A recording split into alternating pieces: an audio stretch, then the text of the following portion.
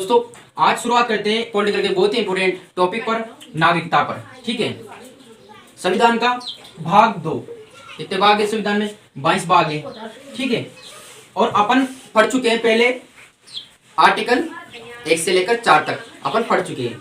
अब अपन अनुच्छेद 5 से लेकर 11 तक चलते हैं, जिसमें पढ़ेंगे अपन नागरिकता। नागरिकता मतलब किसी भी देश में निवास करने वाले व्यक्ति, मतलब अपन जैसे नागरिक हैं, तो उसके बारे में जो संविधान में डिस्कस किस अनुच्छेदों में किया गया, क्या किया गया, किसको नागरिकता मिल सकती है, कौन भारत का नागरिक हो सकता है, नागरिकता कैसे छीनी जा सकती है, वगैरह वगैरह के बारे में डिस्कस करेंगे अपन।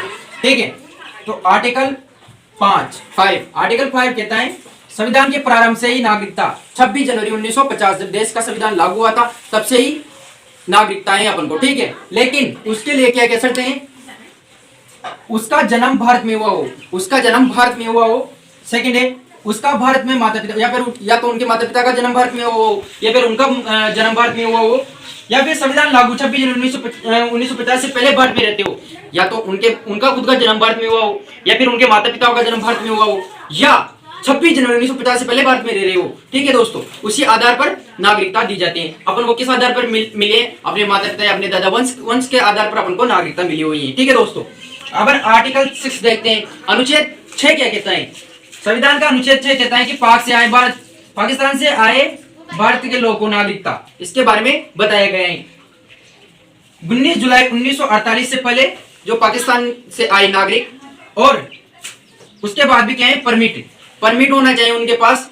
ये अनुच्छेद 6 कहता है पाकिस्तान से भारत आए लोग, क्योंकि उस टाइम जब देश का विभाजन हुआ था तो कुछ लोग जो कि भारत में रहना चाहते थे वो पाकिस्तान में थे, जो पाकिस्तान में रहना चाहते थे वो भारत में थे। इसलिए संविधान निर्माताओं ने ये व्यवस्था की, और जो पाकिस्तान से आए हुए लोगों को भी नागरिकता दी जाती है परमिट के आधार पर। 19 जुलाई 1948 के बाद या उनके पहले की 1948 के पहले जो लोग भारत आए थे।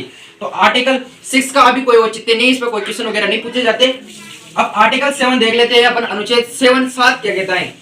भारत से पाकिस्तान गए लोगों को नागरिकता। भारत से पाकिस्तान गए लोगों को नागरिकता 1 मार्च 1947 के बाद गए हो, किंतु वापस आ गए हो। अब देखिए, जैसे मान लो पाकिस्तान चले गए हो 1 मार्च 1947 के बाद, वो लेकिन वापस आ गए हो। पाकिस्तान तो चले गए लेकिन वापस आ गए। क्या है? उनको देश अच्छा लगा, उनको छोड़कर जाना अच्छा नहीं लगा यहाँ से, और वो वापस आ गए। तो क्या उनको भी नागरिकता दी जाएगी?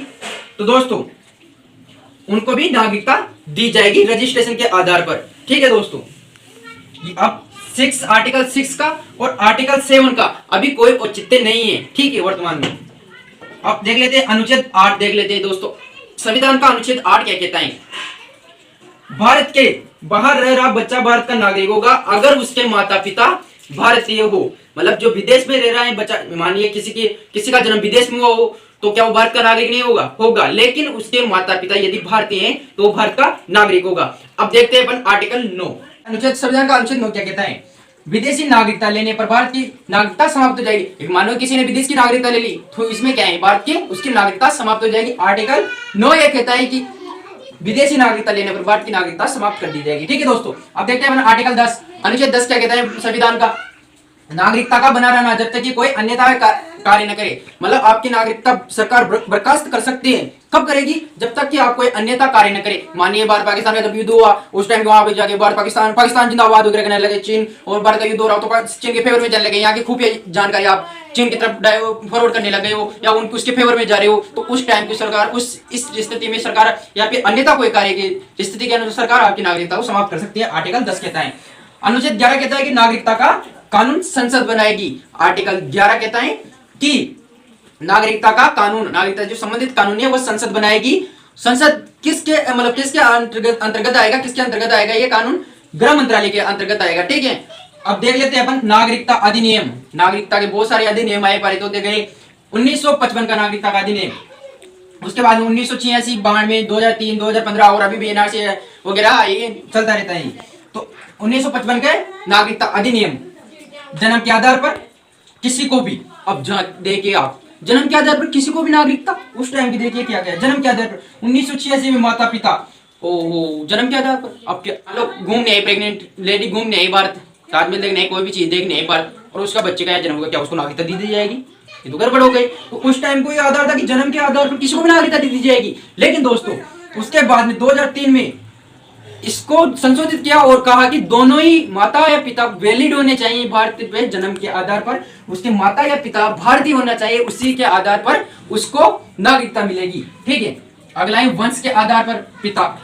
वंश के आधार पर हम सभी को वंश के आधार पर ही नागरिकता मिली हुई है। तो पहले क्या था इसमें पिता, पितृसत्तात्मक सत्ता है तो पिता, उसके बाद में इसमें विवाद हुआ और महिलाओं को भी बराबर अधिकार दिया है। तो इसमें कहा गया या तो माता या फिर पिता दोनों ही वैलिड है, उसके माता या पिता भारतीय हैं तो उस बच्चे को भारत की नागरिकता मिल जाएगी। ठीक है दोस्तों, अगला है पंजीकरण। पंजीकरण के आधार पर नागरिकता मिल जाएगी, इसमें भी विवाद हुआ तो इसको किया गया 7 ईयर, मतलब 7 साल जब कोई भी अगर भारत में रह रहा है तो उसको भारत की नागरिकता दे दी जाएगी। ठीक है दोस्तों, उसके बाद में देशीकरण। देशीकरण मतलब वो यहाँ पर रह रहा है, उसको 7 साल हो गए, या कला का अच्छा ज्ञाता है, विज्ञान का अच्छा ज्ञाता है, उसके बाद में 22 भाषाओं में से वो कोई सी भाषा को ज्ञाता है, जानता है, या उसको 10 साल यहाँ पर रहते हो गया और वो 22 भाषाओं में से किसी एक भाषा को जानता है, कला विज्ञान में रुचि रखता हो, उसका विद्वान हो, तो उसको भारत की नागरिकता दे दी जाएगी।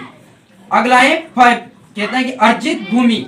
अर्जित भूमि देखिए जैसे सिक्के में अर्जित भूमि है तो उसके नागरिकों को ऑटोमेटिक भारत की नागरिकता दे दी जाएगी। अपने यहाँ एक ही नागरिकता है, दोहरी नहीं है। अमेरिका में दोहरी नागरिकता है, जैसे वहाँ स्टेट की अलग नागरिकता होती है और देश की अलग नागरिकता होती है। अपने यहाँ एक ही नागरिकता है, एक ही नागरिकता है। हम सब भारत के नागरिक हैं, ना कि किसी राज्य के। ठीक है दोस्तों, अब समापन कैसे किया जाता है? या तो आप त्याग दे दो अपनी नागरिकता से कि मैं नागरिकता से त्याग कर दो, या बर्खास्त किया जा सकता है, या फिर वंचित किया जा सकता है। लेकिन ऐसा नहीं कि दोस्तों कि आप भारत के नागरिक नहीं हो तो आपके बहुत सारे अधिकार छीन ले जाएंगे, नहीं। लेकिन आपको राजनीतिक अधिकार यहाँ का ना तो कोई वोट डाल सकता है, ना ही फिर चुनाव लड़ सकता है, या किसी भी बड़े ऊंचे पद पर नहीं पहुंच सकता। हाँ, रहने जीने का अधिकार कानून से लागू होगा, आपको जीने का अधिकार, सब कुछ जो अधिकार लगभग जो अधिकार आपको मिलेंगे, लेकिन आपको यहाँ का राजनीतिक और ऊंचे पदों पर या फिर वोट डालने का अधिकार नहीं होगा जब आपको नागरिकता छीन ली जाती है।